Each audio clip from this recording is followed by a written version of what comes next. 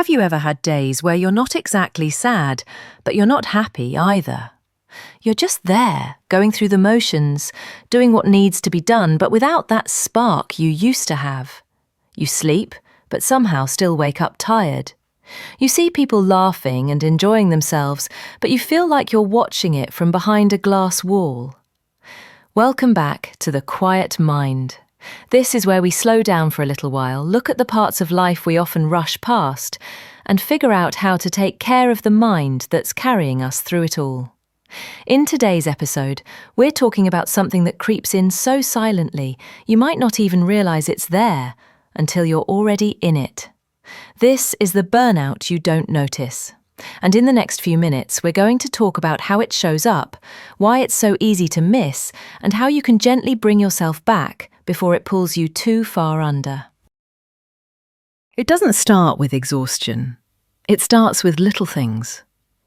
You catch yourself staring blankly at a document, rereading the same line over and over. You forget to eat lunch because you're just finishing this one thing. When something good happens, you smile, but you don't really feel it the way you used to. So how do you know if this quiet heaviness is burnout and not just a bad week? Well, it's not always obvious. Burnout doesn't always knock on your door with dramatic signs. Sometimes it seeps in quietly, like a slow leak you don't notice until the floor is wet. You keep moving, keep showing up, keep telling yourself you're fine, but deep down, you know something's off. You might find yourself pulling away from the people you care about, not because you don't love them, but because even small conversations feel like they require too much energy.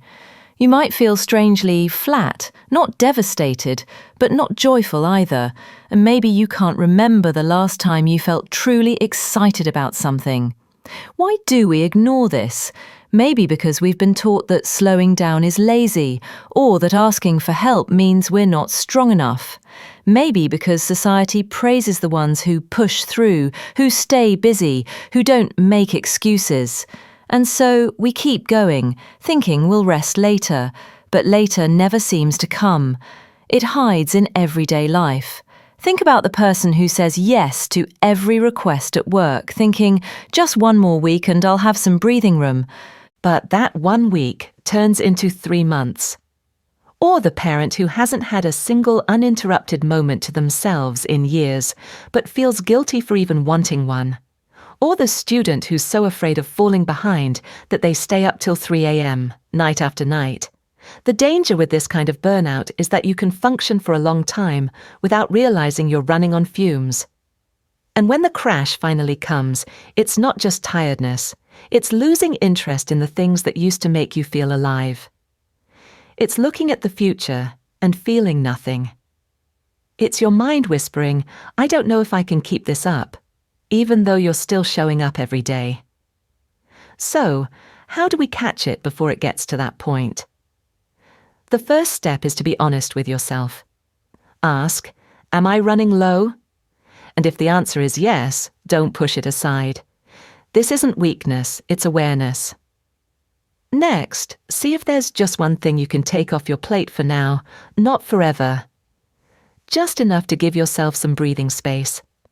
Maybe it's a task at work, maybe it's skipping that optional meeting, maybe it's saying no to a social plan you don't have energy for. Then schedule actual rest, and I don't mean scrolling on your phone. I mean rest. That feels nourishing. A short nap, sitting in silence, listening to a song you love, walking outside without rushing. Reconnect with one small joy from your life. Water your plants. Make coffee slowly instead of rushing it.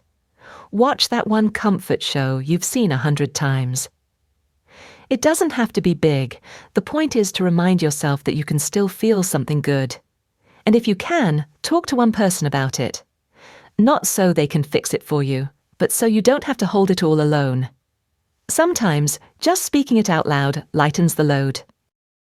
Now, let's make the take care of yourself part crystal clear. If you've been feeling that quiet heaviness lately, I hope this is your reminder that you're allowed to slow down. You're allowed to take care of yourself before you break down. You deserve to feel alive, not just functional. And when I say take care of yourself, I don't mean just sleep an extra hour or drink more water, though those help. I mean, give yourself the kind of break that makes your soul sigh with relief. Go for that hike you've been pushing away, even if it's just in a small park nearby. Buy that book you've been eyeing for months, and don't feel guilty if you spend the whole afternoon reading it. Have what I like to call a happy shopping hour, where you walk into a store, pick up a few little things that make you smile, and remind yourself you're worth the treat. If you've always wanted to paint, get some cheap watercolors and just mess around with them. If you've been dreaming of riding a bike again, go rent one for the day, feel the wind on your face. If music makes you feel alive, put on your favorite song, turn it up, and let yourself dance like no one's watching. Maybe for you, it's cooking something slowly, something that fills the house with smell and warmth. Maybe it's sitting in a coffee shop for an hour with no agenda, just watching the world go by. Maybe it's turning off your phone for an evening and actually letting your mind breathe. The point is, give yourself something that feels like yours, something that's not about productivity or goals or checking off boxes. Something that simply reminds you this is what it feels like to be human. To make it stick, try this mantra. Notice. Pause. Restore. Repeat. Whenever life starts to feel heavier than usual, run through those words. Notice when you're running on low. Pause before you push through it.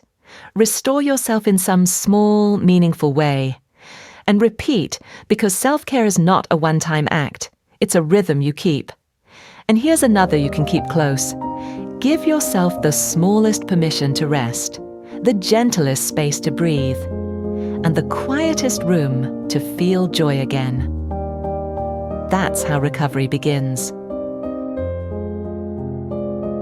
Here at The Quiet Mind, we have these conversations every week. If this resonated with you, share it with someone you care about. Sometimes the right words at the right time can change everything.